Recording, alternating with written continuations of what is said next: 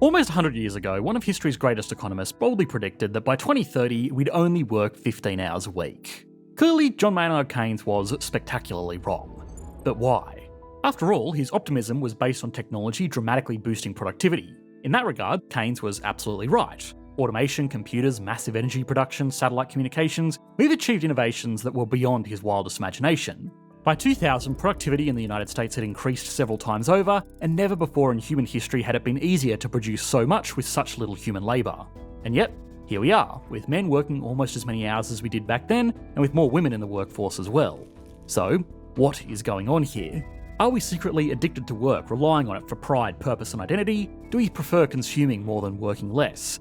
An important part of the puzzle that Keynes missed was the propensity for the economy to invent new jobs in the service sector. And while it means we're dynamic, many of these office jobs have questionable value.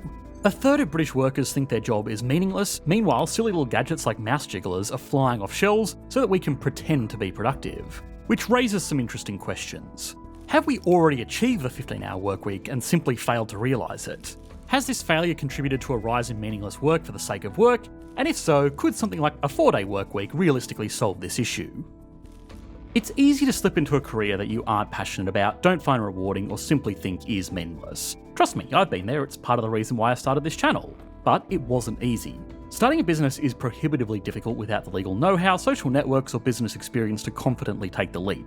That's why I wish I had Northwest Registered Agent. Northwest Registered Agent takes the guesswork out of starting and maintaining a business. In just 10 clicks and 10 minutes, you can form an LLC and launch your full business identity. That includes an address, formation paperwork, mail, phone line, domain name, trademark registration, website development, business email, and registered agent. Everything you need all in one place with data privacy and identity protection as a default. The thing I like most about Northwest Registered Agents are their corporate guides. They're supportive business experts who you can reach out to daily, and they answer your toughest questions to point you in the right direction when your path forward is unclear. So, if you're looking for an accessible one-stop shop for setting up and maintaining your business, head to northwestregisteredagent.com.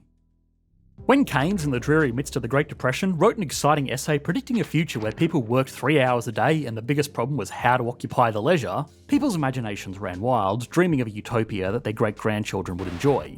But it didn't come true. At least, not all of it. He did get some things right though. For example, he claimed that the standard of life in progressive countries 100 years hence would be between 4 and 8 times as high as it is today, and in 2011 real GDP per person in the UK was a little over 5 times higher than 1931 levels, and most other advanced economies have grown by even more. As he predicted, technological innovations and capital accumulation drove this growth. And to be fair to him, average work hours have indeed fallen in most advanced economies since 1929. So it is true that technological-driven gains in productivity have afforded us 1. Increased living standards, and 2. Less work actually required to achieve it, but the reduction in work hours has been nowhere near as dramatic as Keynes predicted. Plus, if we look closer, we can actually see a concerning pattern.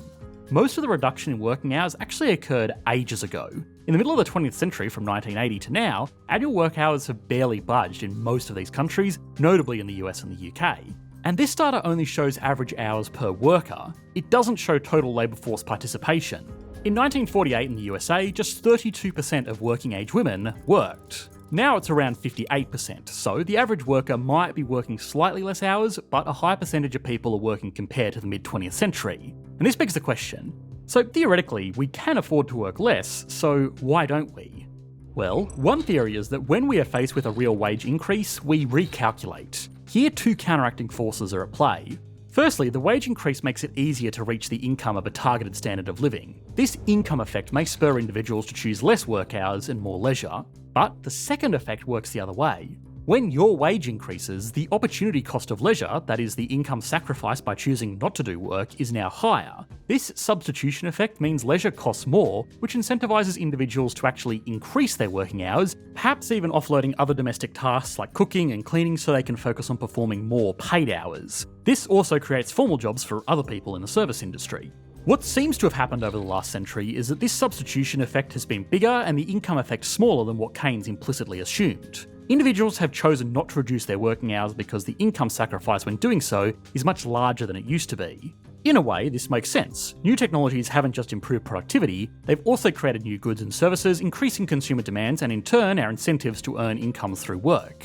Eating at restaurants, having a car, holidaying abroad, phones, even basic central heating and washing machines. None of these things were available or common in the 1930s. The point is, although our real wages have increased, so too have our minimum standards for what we consider a decent and dignified quality of life. A quality of life that for most individuals earning minimum wage or even median salary necessitates full-time employment. In this sense, we can't afford to work less, at least on an individual level. There are, of course, other factors though. As Keynes himself recognised, humans, like all animals, are evolutionarily hardwired to work. In simpler days, if you didn't hunt, forage or build shelter, you'd literally die. Our natural insistence to preoccupy ourselves with work is baked deeply in our DNA and remains solidly in place. Long hours are also, for better or worse, seen as virtuous, whilst part-time work is often stigmatised, viewed as a lack of commitment, and humans are competitive, status-driven. How successful someone is often equates to their material riches. Ultimately, what we've seen is that as an economy, we've chosen to work more and consume more rather than work less and consume less. Technological innovation has created new consumer demands, and Keynes underestimated this. But because our productivity is now so high, there's not a lot of honest, tangible work left to actually do.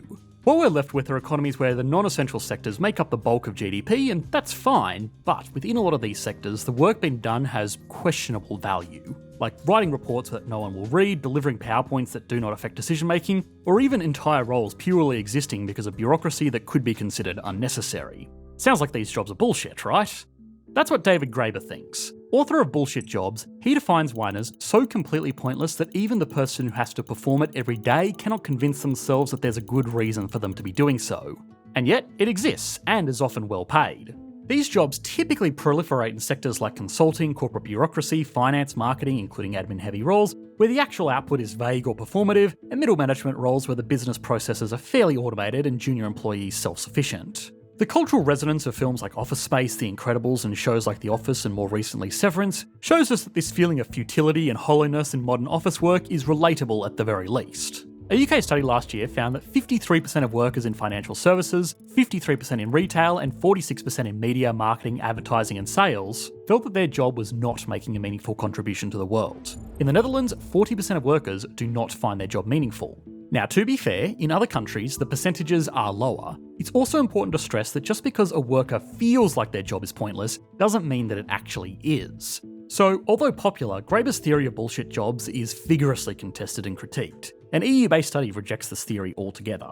A basic counter-argument is that value is subjective. If you're being paid to work in a particular role, then there's demand for that role, and therefore it has value and meaning even if it makes you feel like an NPC or a cog in the machine. Critics provide alternative explanations for self-reported meaninglessness. They include negative workplace cultures where useful work goes unrecognised, where employees can't take initiative and become disengaged. These factors align less with Graeber's theory and more with Marx's theory of alienation. But, however you want to explain it, the fact remains. Large portions of office workers consider their job meaningless, and this is strongly associated with lower levels of well-being. Part of the problem is that for many, there's simply not enough meaningful work for them to fill their 5-day 9-to-5 work pattern with. Whether consciously or not, tasks are elongated to fill the time, and often employees simply aren't working when they're meant to be. Obviously, this doesn't apply to everybody, but if you're watching this at your desk right now, then we're looking at you, buddy. Just this year, a US survey by Resume Now found that 58% of workers regularly pretend to work, labelling it ghost working, and last year an international survey by Asana found that 65% of employees engage in what they call productivity theatre. But how can pointless tasks and time wasting exist in the private sector where market competition and profit motives are supposed to weed out inefficiencies? One answer is that these inefficiencies are hidden. In conventional economic thought, the employee's income and probability that they will be retained is a function of their marginal product of labour, that is, the additional revenue the company earns from hiring the employee. The higher an individual's marginal product is, the higher their salary and lower their chances of being fired are. But in reality, it's often extremely difficult to accurately attribute company revenues to individual employees. If a mechanic fixes 3 cars per day at an average price of $100, then it's clear to work out their marginal product of labour. But with a remote worker in a more collaborative supporting role, it's less clear. Even if we knew they responded to 6 emails, updated 3 spreadsheets, drafted 5 presentation slides, and attended 5 meetings in a day, the revenue production from those activities is so indirect that it's very difficult to calculate the true value. That's why many companies use timesheets where employees record what they spend their time on each day, mapping that to revenue-generating client agreements. But this creates perverse incentives. Employees can simply exaggerate the time it took them to complete client work in order to increase their utilisation rate, typically a key performance indicator. Obviously, exaggerate too much and questions will be asked, but let's be honest, it can be pretty easy to get away with. This is nicely captured by Parkinson's law. Work expands so as to fill the time available for its completion. So, accurately calculating the marginal product of labour isn't usually feasible. Employers approximate and employers know this, so if they're not busy, they need to at least ensure that they look busy. The end result is that in many office environments, presence equals performance, and the theatrical display of looking busy is valued more than your actual output. If any of this resonates with you, my friend, then it's possible that you are in a bullshit job. What's sad about this is that it's a lose-lose situation of grand proportions. Employers are being deceived and aren't getting the most out of their workforce, whilst employees are incentivized to engage in productivity theatre and spend huge portions of their working life essentially doing nothing. Now, could the solution be a 4-day workweek? Between 2022 and 2024, different versions of 4-day workweek pilots took place all across the world. They mostly followed the 100-80-100 rule. That is, employees maintained 100% of their salary, worked 80% of what they previously did, and maintained 100% of their output. The largest pilot was in the UK, which included 61 companies and 2,900 workers. Overall, it worked. Revenue stayed the same, even increased in some cases, productivity increased significantly, costs were lowered since staff turnover reduced and sick leave plummeted, the well-being of employees improved and team morale increased. 92% of participating companies continued the 4-day workweek after the trial ended, and similarly positive results were found in other countries. The businesses also benefited from attracting more top talent from their respective labour markets, improving their human capital and productivity. These pilots show that Parkinson's law exists, that work does expand to fill the time available to do it. If you reduce the available time, much of the bloated, unnecessary or unfocused activity simply vanishes by necessity. Employees can no longer afford to pretend to be busy or engage in pointless tasks, because if you don't produce the same output in 4 days, then the penalty will be reverting back to the 5-day pattern again. Now, a 4-day workweek probably doesn't suit all sectors, particularly where output has stricter relationship with time, like manufacturing, or where services need to be provided 5 days or more, like healthcare, education, retail or hospitality. And where it may be possible, a one-size-fits-all Fridays off approach won't necessarily be the solution. There are also major challenges and drawbacks that haven't been fully considered. Sectors that move to a 4-day workweek would receive increased labour supply from people attracted to this better work-life balance. This risks pushing down wages in 4-day workweek jobs. It would also increase the inequality of working hours across the economy, creating a 2-tier system between blue-collar and key workers who remain working 5 days and cushy white-collar office workers who work less days without a pay cut. It's easy to see how resentment could grow amongst those who remain working 5 days, and perhaps fairly, they may demand better compensation for their relatively longer hours. Furthermore, if the newfound attractiveness of 4-day workweek sectors reduces labour supply to 5-day workweek sectors, then natural market pressure to increase 5-day workweek wages would add to the political movement for fairer compensation. Then there's the practical side of things. In many cases, employees may have too much to squeeze into just 4 days. If their previous output can't be maintained, then businesses may have to hire additional employees or pay overtime to maintain capacity. This would mean higher costs, which businesses would offset by reducing wages or increasing prices, in other words, inflation. This is still a real risk despite the early success stories, because participation in the 4-day workweek pilots was voluntary. The companies who registered to take part were the types of companies where it was most likely to succeed, so the positive results are not generalisable to all businesses in the economy. In social research, this is called self-selection bias. Nevertheless, even when taking this major limitation into account, the results do provide compelling evidence that the 4-day working week can work for some businesses. This warrants further exploration. Furthermore, it would be silly to say that we shouldn't have it at all just because it doesn't work across the board. And with other new dynamics in the labour market, like artificial intelligence improving at accelerating rates, the automation of work is set to continue, maybe even speed up, meaning in theory, we could use the productivity improvements to create more free time for ourselves as Keynes originally envisioned. Given the stagnating of working hours in the last few decades, drastic change is unlikely to happen. That said, the longer-term trend seems to favour the 4-day workweek. We slowly transitioned from 14-hour, 6-day weeks during the Industrial Revolution to the now standard 8-hour, 5-day weeks, despite fierce resistance at the time. The shift became the norm, and we can all agree that we're better off for it. But since the mid-20th century, there's been no groundbreaking reforms despite the productivity gains. That's why the biggest reason we might still be working so much might simply be inertia.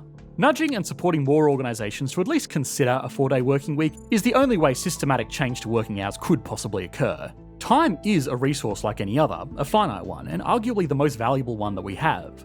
The more of it we have to spend on what we want, then the higher our life satisfaction and fulfilment becomes. The amazing thing is that Keynes was right. Our current level of technology permits this. We're the only era in human history to have solved economic scarcity in its most fundamental form, yet we still organise our economy and work patterns like we're fighting to survive. If, as an economy, we don't at least try reducing our labour hours, then we'll never know if it won't work. Now, we recently made a video on Denmark, a country that is already well ahead of the trend on this one. They have some of the lowest working hours in the world, and yet they're some of the wealthiest people on the planet, despite not having anything like vast natural resource reserves. You should be able to click to that video on your screen now. Thanks for watching, mate. Bye.